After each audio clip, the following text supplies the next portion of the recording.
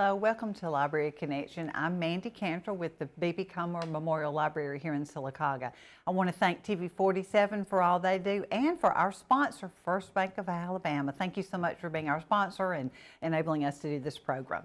I'm very excited today. We're talking about something probably nobody really likes to talk about, finances, or we think, oh, I've got to make some changes and things like that. Well, that's great. That's what we can talk about today. I'm talking with Angie Taylor. She is with the Alabama Cooperative Extension System, and you're a financial management person. Or yes. Tell about yourself. So I cover financial literacy. I work for the University at Auburn. Yes. And we talk about all kinds of things, from a basic money plan, which we've shied away from the word budget. It's a little intimidating. Okay. It is. So yes. we make a plan for our money and all the things that kind of play into that. So there's a lot of life decisions that play into how we utilize our money. Yes. So all of those things are kind of what we cover. Wow. And that's a wide range of things, I know. Yes, it is. Things. Do you work with adults, children, or both? We work with everyone from 4th grade on up. Oh, good. So we work a lot with our senior citizens, especially when we're talking about being taken advantage of. Yes. The frauds and the scams that are going on, and how to protect ourselves financially. Yes.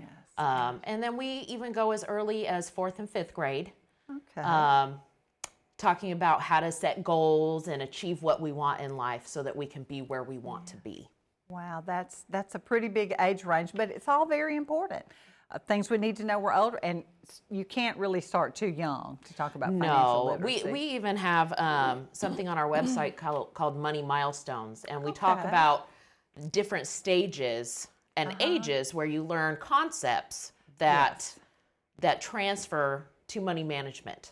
So even that delayed gratification of you've got to eat your vegetables before you get the cookie kind of thing. Yes. Those all translate to financial decisions. Oh, I never thought about that particular. You got to eat your veggies before you get your cookie. That's a good one. Mm-hmm. And I have to promote the library. We have a set of books called, well, they're just books that we have on our shelf, but they're with the Money as You Grow bookshelf.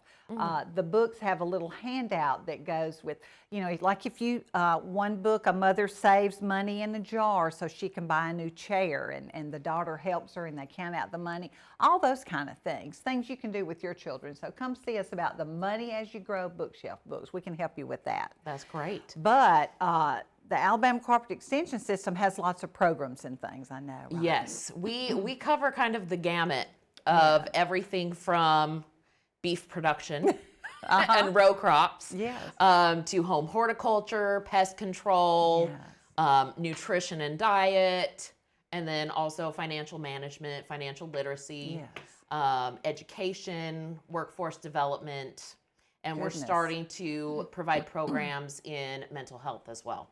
Oh, that's wonderful. And most of your things are free. Now, there might be a fee for a class you want to take. So when there's materials required or something like that, but the majority of my personal programs are free of charge. Wow. Can we find out about those on your website? Or? Yes. So if you go to aces.edu, there is a calendar of events, and you can look at it by county or by subject area. Okay.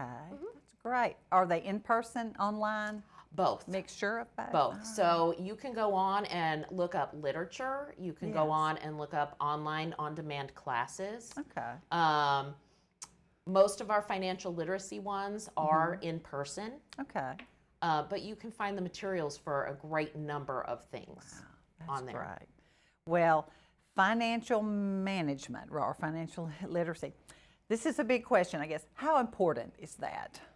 It's crucial if you want to do anything. That's true. I'm a bit of a control freak, and so I like to be able to tell my money what I want it to do instead of it telling me what I can or cannot do. Oh, that's true. That's true. And that's kind of the whole idea is we are the ones who are controlling our resources. And I feel like so many people are, like you said, they feel like my money's telling me what I can and can't do. Yes, and we just need to kind of change that mindset, because really we're the ones making the decisions. That's true. We really are. I have to constantly remind myself, okay, this is my goal. Yes. And a lot of my classes that I teach, they all know that I really love going to TJ Maxx. Yeah. And so I had a group of ladies the other day, and I said, what's my favorite store? And they knew. Yeah. And I said, but what's my goal? And they all knew what my goal was. And that's to retire before I'm 65. Yes. To a beach in Spain. Okay. Wow. So I remind myself when I walk into my favorite store, Yes. if there's something that I pick up, well, do I want this? Or am I going to remind myself of my goal? And it is that small of a choice every single time. Just remembering that and putting it ahead of the immediate impulse buying, right? Right, right. I think the impulse buys and the unplanned type things are really what get us. That's true, I think. And are you ever too old to change? Absolutely not. That's like saying, I'm too old to stop smoking. Oh, yes. You're right? Never. You will always reap some benefit by adapting and changing your money management strategy, right? We've always got to kind of keep things fluid because life changes. Yes. Oh, yes, it does.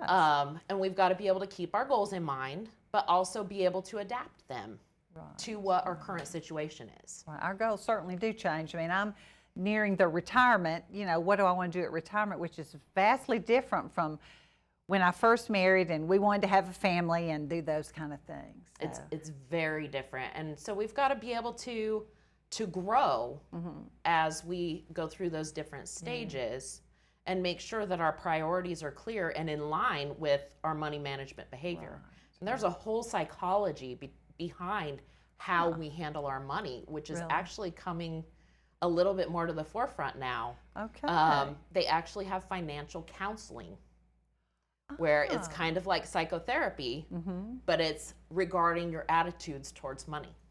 Oh, wow. That's interesting. It's real, though. It is very real because your prior experience, your parents' experience. Right.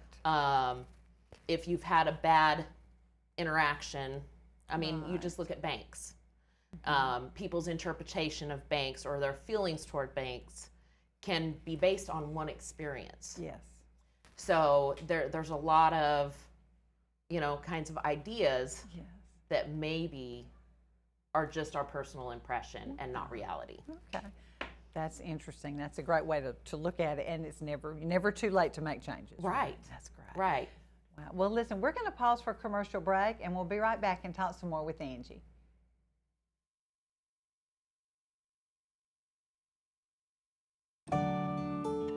Remember your first car, the butterflies you had on your first date, or your first home? Remember his first steps or his first day of school? Remember the thrill of opening your first business? For every milestone, every memory, every first, think First Bank of Alabama.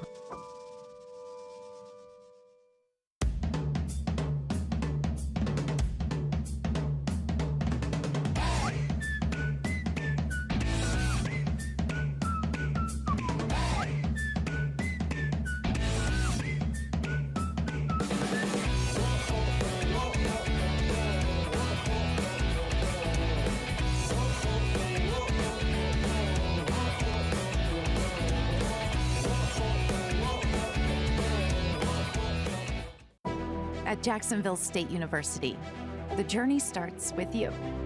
It begins with your ambition, your curiosity, your dreams. Here, you forge your own path. You have the power to make a difference, explore new horizons, and turn your passions into your future. At Jack State, we journey forward together. The journey starts with you.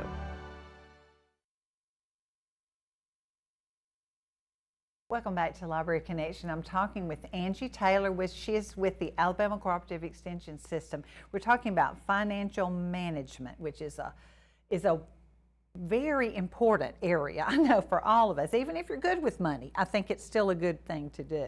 I looked on the website and found several of the classes that you teach. We can just run through some of those. Absolutely. The first one I found is Career Fast. Tell us about that. Okay, so Career Fast kind of runs the gamut. We start out with, where do we need to go to apply for financial aid? Right. How to set up your account on the FSA website, all of those things. And then we kind of go into career exploration. This is for students. This is for high school students. We typically try to get in 11th and 12th grade at least, but I do the career exploration component a lot with 9th and 10th grade. Okay. So it will go, I like to go over it. It's a package deal when we choose our career. Yes. Right? We're choosing what kind of schedule we're having. We're choosing where we're going to be living. Right. We're choosing how much we're going to pay and get paid. Yes. So when we choose how much we're paying, that's our living expenses. And that goes right along with where we live. Oh, that's true. Yes. So, if I want to be a ski instructor in Colorado, my living expenses are going to be very high. Yes. My pay might not be. Oh, that's So we've got to look at all of the things, including how much it costs to gain the training required right. for that particular job. And that's when we kind of move into the financial aid component, Okay. where we talk about all the different ways that we finance education Right. through federal funding.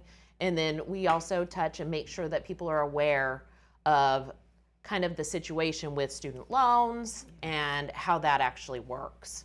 And then we go into comparing offers. Okay. All schools are not equal, right?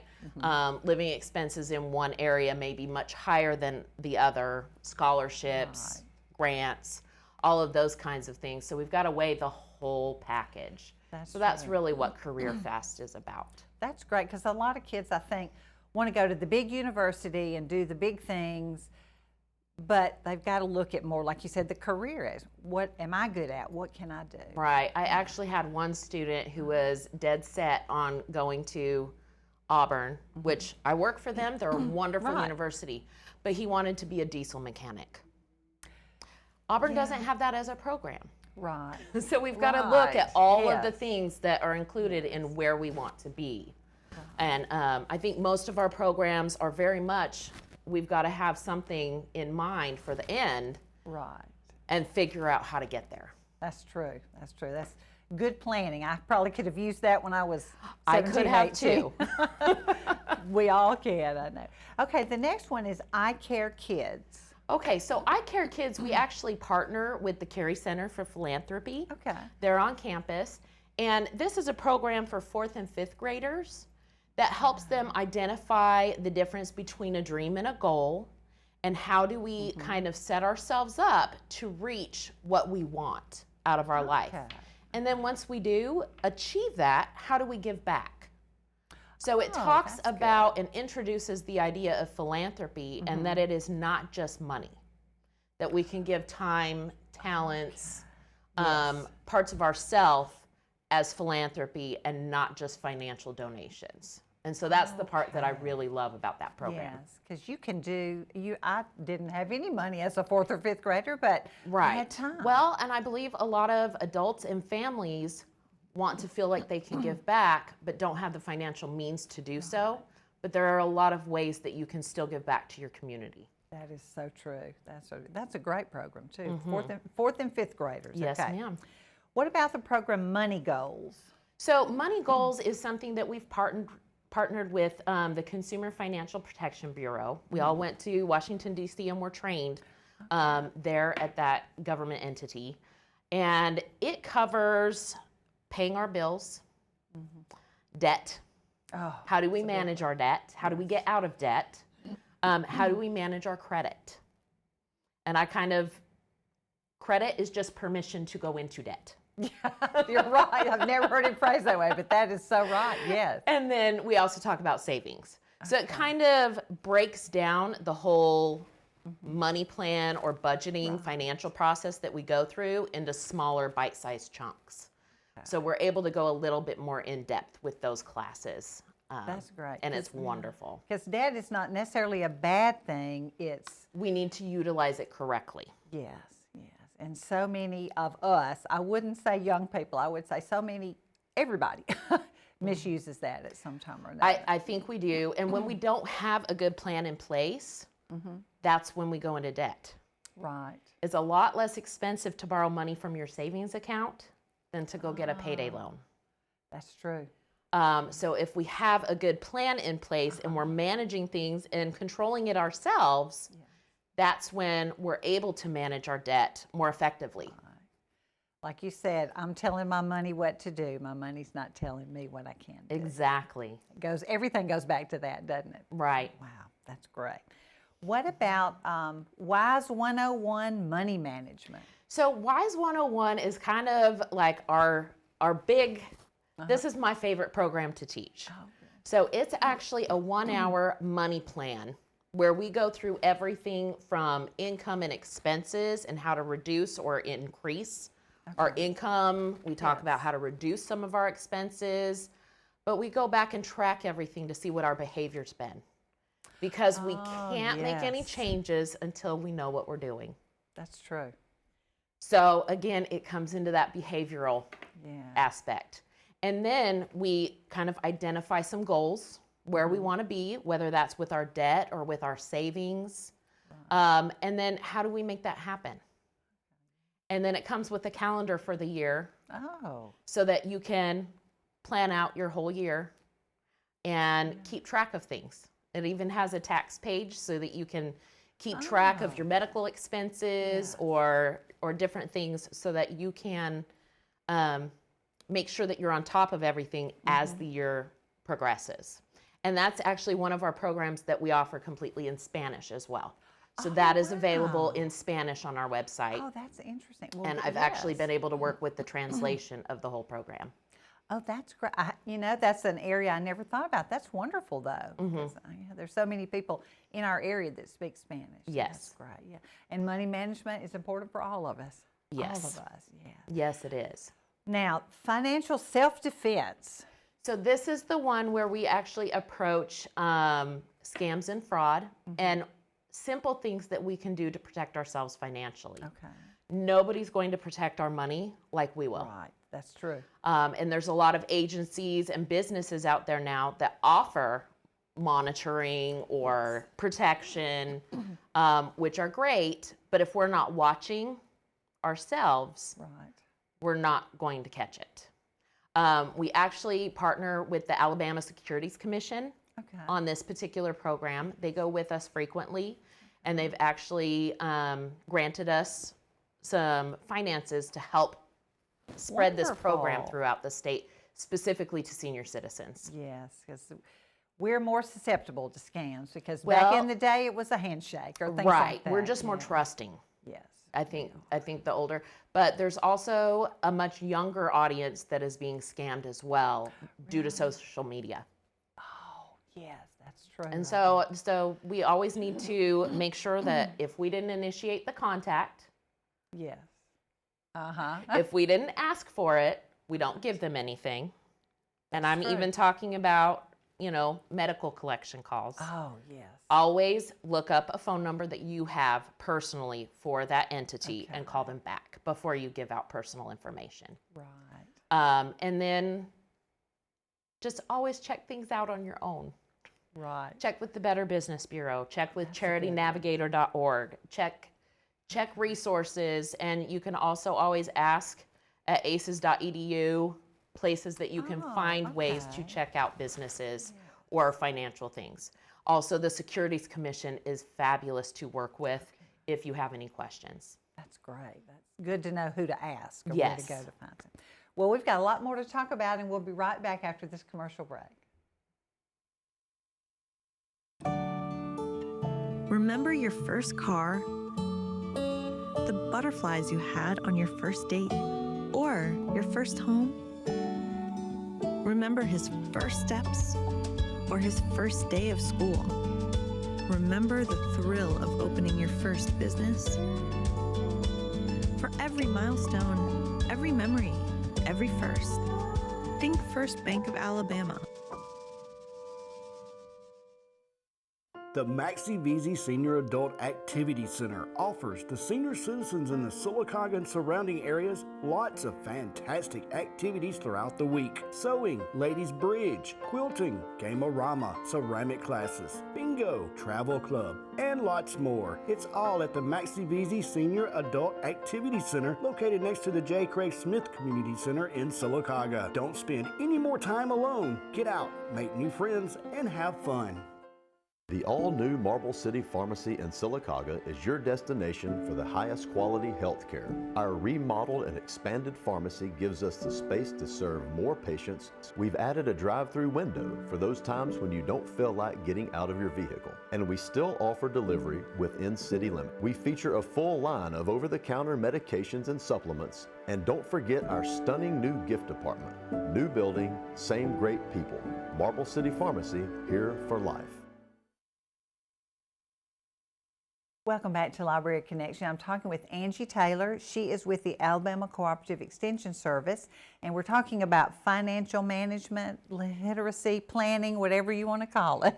We were going through some of the classes you teach. We've got two more, preparing for property taxes. That's that big bill that comes at the end of every year. Yes, and I think a lot of people don't realize that there are exemptions. So Okay. we actually work with the County Revenue Yes. Commission. Here in Talladega County, we Yeah. actually had the revenue commissioner come to our meeting, Oh, and yes. she was there to answer any questions, be there as a resource. But we talk about how property tax is figured, what kinds of triggers there are for a reassessment, Okay, what yes. types of exemptions, and what you need to do to file those. Oh, that's great, because they're there to help you too. I They mean, are you absolutely and, there to help you. yeah, the Revenue And Commissioner's office. I mean, when I was training for that program, I actually found that we hadn't filed our homestead exemption. Oh, So we had been paying double on our property taxes for about 5 years. oh my goodness. So, Wow. you know, Yeah, who knew? I didn't know. So I'm a pays prime to- example why we have this class. It pays to do your homework and look It at really things like does. that. It really does. It's important to look at the bills and know what you're looking at. That's true. I think so many times we get a bill and we're like, okay, yeah, I guess I did spend that much.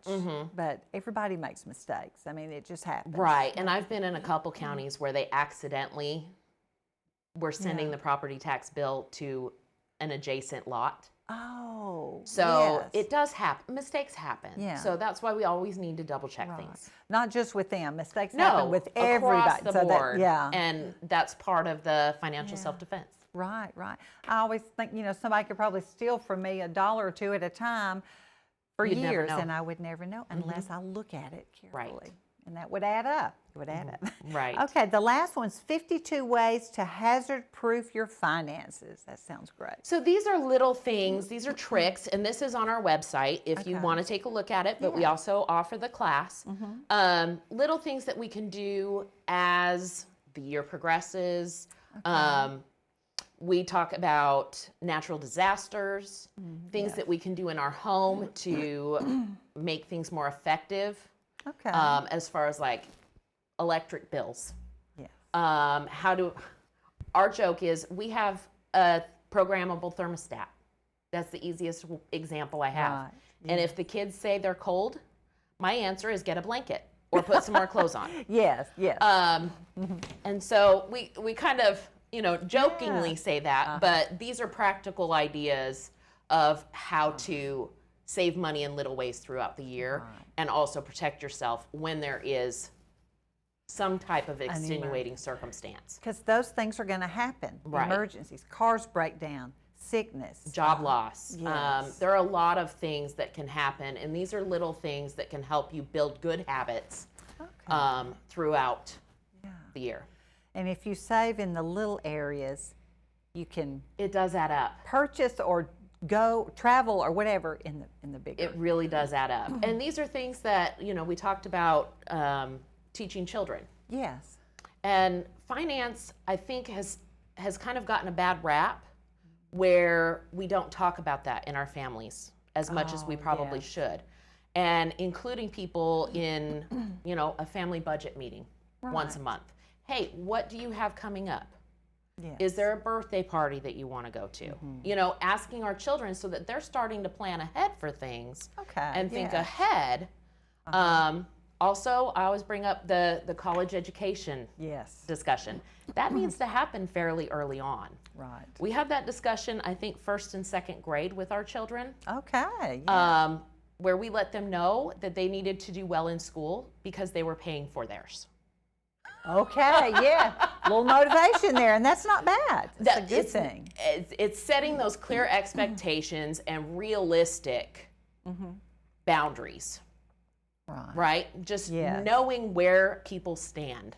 And kids need to be aware of that in their families. They do, starting at that young age. Yeah, They to think really about do. what They do. Yeah. They do. If we set those expectations and have those conversations where they're not negative, Yes. Yes. We're planning. right, and it sets them up for a better relationship with their money. That's true. That's true. All right. What about credit cards? Credit Good or bad? cards, you have to know your own behavior. You have to know if you can handle that. Right. You know, I mean, I was talking to the gentleman that was here in the studio earlier, and he talked about his problem with sugar. Oh, You know, well, you don't put that in front of me and expect me not to eat it. that's true. That's true. So if you have spending problems, or you're a very kind of enjoy going to the stores and Yeah. making irrational decisions. Maybe impulse buying. The impulse buying is a problem for you. Yeah. Well, credit card probably not a good idea, right? That's true. But also always know that if you're using a credit card, typically you're paying about 30% more for that item. Okay. Credit card rates are about 25 to 30% interest right now. And so if you think about that, well, if I'm paying $13 for a $10 item, it kind of changes your mindset, because you do Yes. need to include that in there.